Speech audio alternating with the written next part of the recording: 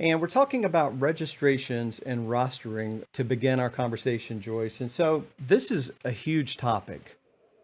And there's an awful lot that we could talk about. And we had an opportunity to chat a few minutes before going live. So, how would you like to begin with recommendations for robust registrations and actually rostering kids into their classes?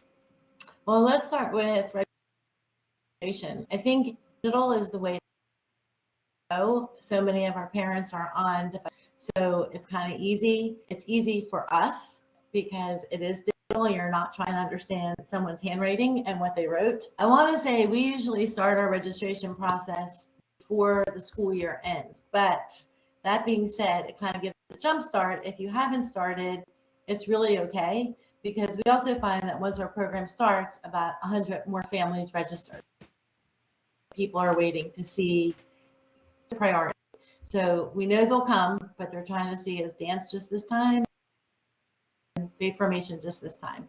So I would really suggest, if you can, to do an online registration form. It's probably good to check with your diocese or archdiocese, the Office of Faith Formation. Do they offer any tools that you can use in Atlanta or tied to our database?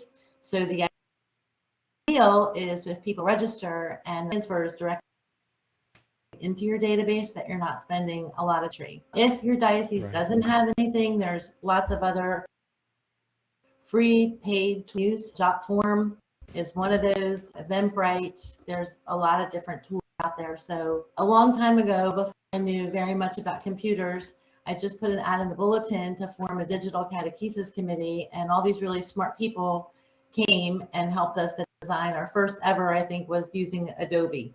So it's not your skill set. There's people in your parish who do have that skill set and probably would be happy to help to create that online registration form. Once you create it, you need to market it. How do people know where to find your registration tool?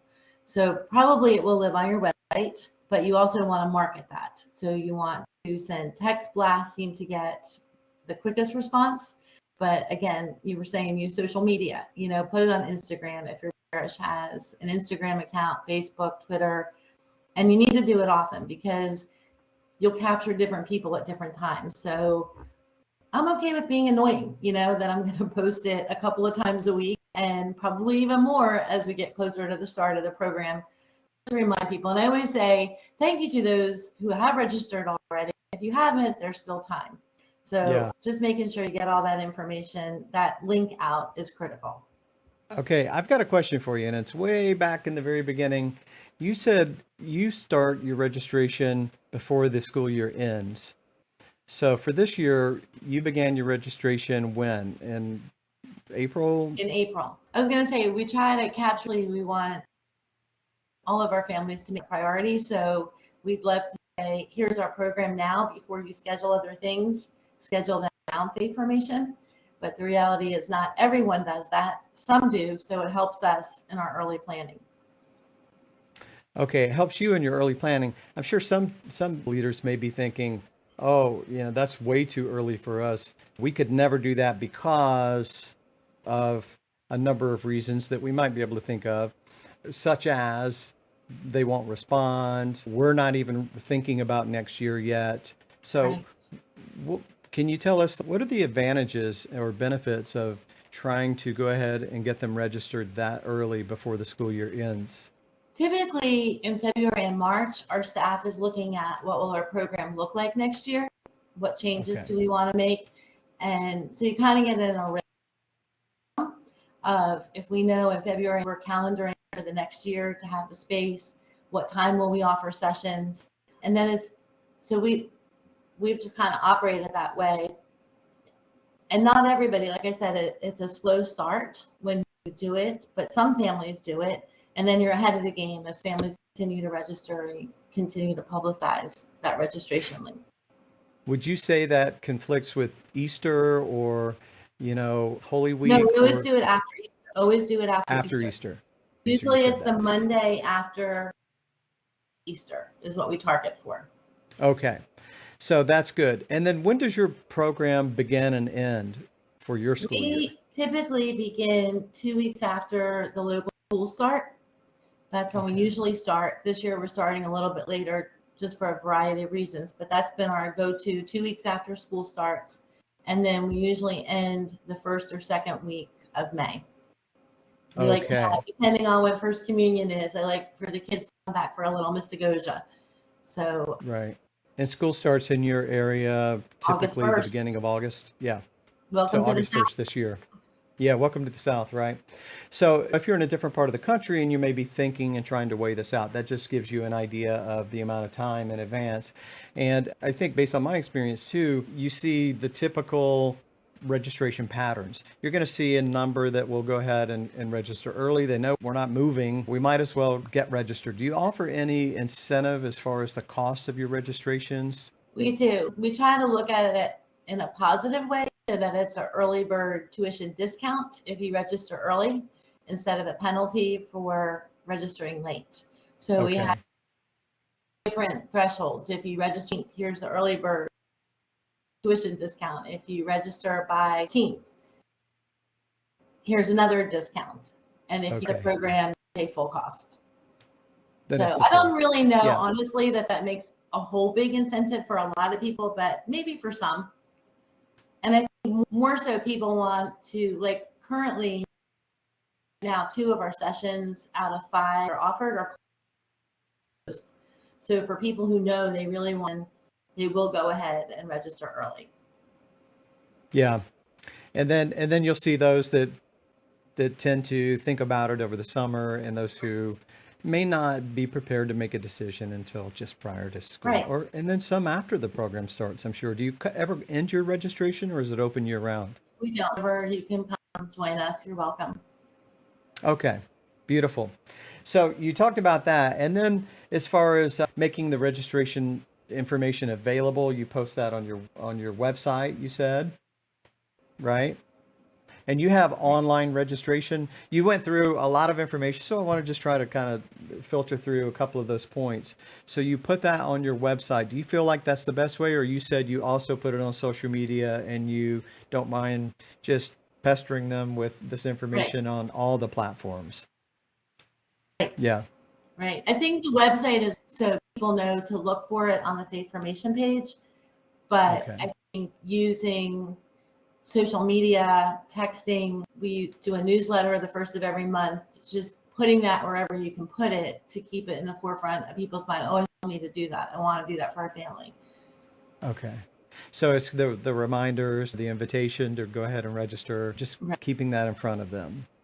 And Debbie shared, and I forgot to prepare that, but it was a meme of a guy wearing a t-shirt that says, "It's in the bulletin," and we always put things in the bulletin and we get the same questions weeks or months later that have been in the bulletin for so long.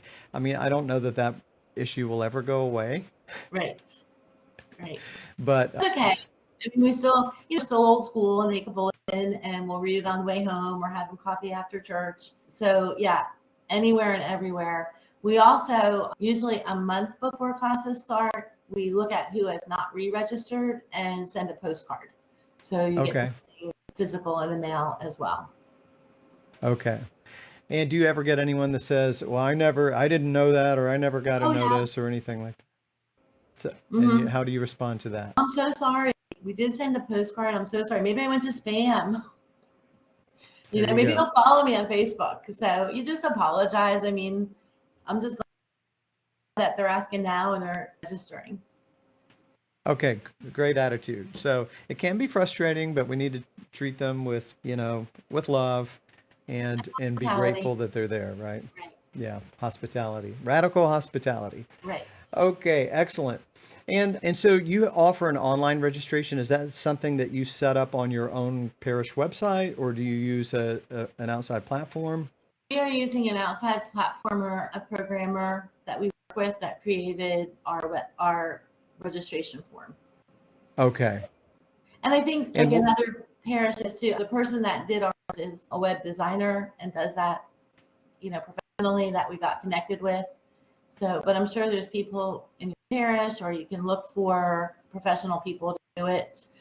I will say that I'm willing to pay for it because A, I want it to be secure, and B, I want it to look nice, inviting, like to your program. How does your registration look? It should be easy to Okay. navigate.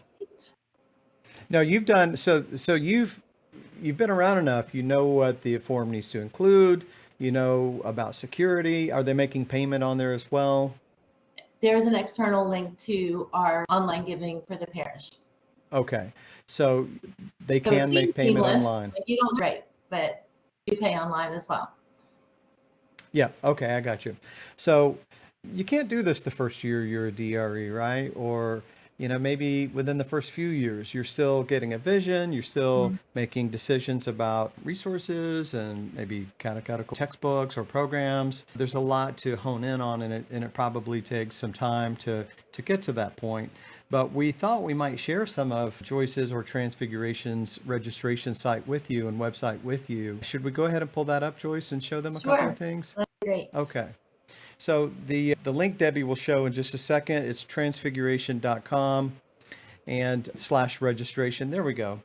And you can see we're already on the registration page. So when I scroll down, she's welcoming folks to our great journey. What does that mean? The name of our program is Journey. Okay, beautiful. So this is explaining what this is. And I see a YouTube video on the right. So this says top 10 reasons you should register for family faith Correct. formation, I assume. Could we show a Correct. few seconds of that? Sure. Okay. The top 10 reasons you and your family should join our great journey. No more carpool. No carpool? Number 9. Sessions are 5 different times, 3 on Sunday, Tuesday, and Wednesday evenings.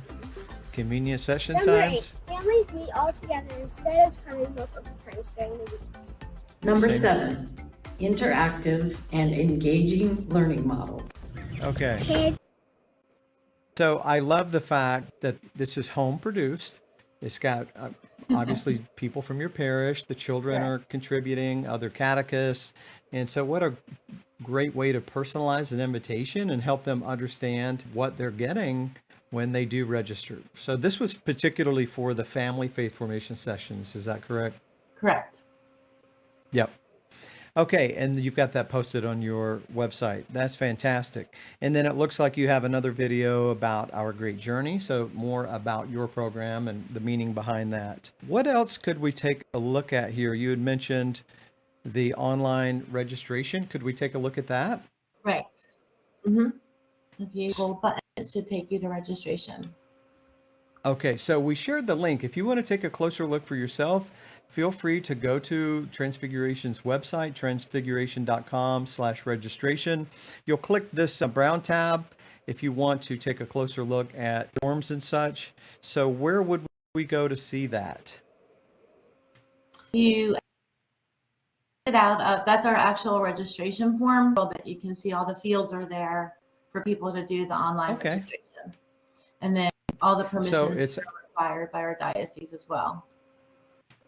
Okay, so it's built into your website here, and all you have to do is enter that information, and you said it's secure, and I can see the lock up on the URL, which is a good indicator that this is a safe and secure site. And you just fill out that information. It looks like you can have up to 6 students on one form. Right. And then I assume there's a submit button down here. So like any registration form, takes a few minutes to complete, but if you're looking for ideas for registration, this might be something helpful for you to review. So we did want to show you that. All right. I'm going to talk a little bit, Steve, about handbooks and calendars. So if you click on the faith formation bar, there's a drop down and all that information is there. If people need ideas, happy to share. Let me click on that. So faith formation up here at the top. So you've got your registration tab here, payment information, and information for parents. Is that something that you provide every year? Correct. So we update our handbook annually. All of the calendars are there, sacrament information. Okay. So I'm going to click on that information for parents. Okay. And this is another good idea because it helps them understand what the expectations for the year are. And I assume you have, speaking of registrations, all of the information that they'll need at the time of registration. So you can see that they can go on to the 22-23 Faith Formation Handbook for Families, click this, and they can print this if they like. It's a PDF form, letter from Father, Daytime reading. of course. So great information. We are back. So that's registration. And then just briefly, how do you go about rostering and putting all of those kiddos into classes and with your catechist? Can you share any tips for rostering? So obviously when parents register, they're selecting not only the grade, but the time that they want to come. So then you have all that information. And then we look at how many children are in the set. You want to keep your classes about 12 students. How many classes do I need, give or take? And then usually you look at a male-female ratio. Nice if you can get it as balanced as you can. And we also look at the schools. We ask parents what elementary school the children attend, children that they know, but also children they don't know. What we want to do is build that community of faith. So be comfortable, but also get to know some new people as well. So that's how we do the class schedule. And then that is shared with all of the catechists. And we try to give them as much information as we can. So if the parents have identified any medical issues to be aware of, any learning accommodations that would need to be made, as well as the parent email and the parent phone number. And we encourage our catechists to please do a welcome letter, email to the family saying that they can't wait to meet them. And we do ask that they include the program that whomever a catechist contacts, that program director, whether it's elementary youth ministry, is aware of, that they reached out to parents. And just that we're partners in faith. We're here to support them as the primary faith sharers to their family. That's wonderful. And the information that you consider when you're placing the children in classes, that's all taken off of the registration form, right? The Correct. school that they attend, and you're already collecting that on the registration form. If there's special learning needs, just being really honest, if there's kids with learning challenges, you would try to, if you could, put them all together in one class. We all love the Lord and are doing the best we can, but if you can kind of share that, I think it makes a better experience for the kids in the class and also for the catechist. And then with catechists, obviously we ask them, we do a commitment card and we ask them to fill that out. So what grade level would they like to teach, what session, and if they're returning or they're new, to try to pair a new person with an experienced person, I think benefits everybody. Great tips. This is so rich, and thank you for sharing so much valuable information on registrations and rostering. I'm not seeing any questions for you right now, but assuming, and we'll mention this again at the end, assuming there were questions, or if someone wanted to reach out to you, would you be open to those questions? Our website, my email is there. So if it's, offline, feel free to email with any questions. Okay, perfect. I don't Thank know you so all the much. answers, but I'm happy to point you in the right direction if I don't. I'm sure you have a lot of them though, Joyce, but thank you very much for making yourself available.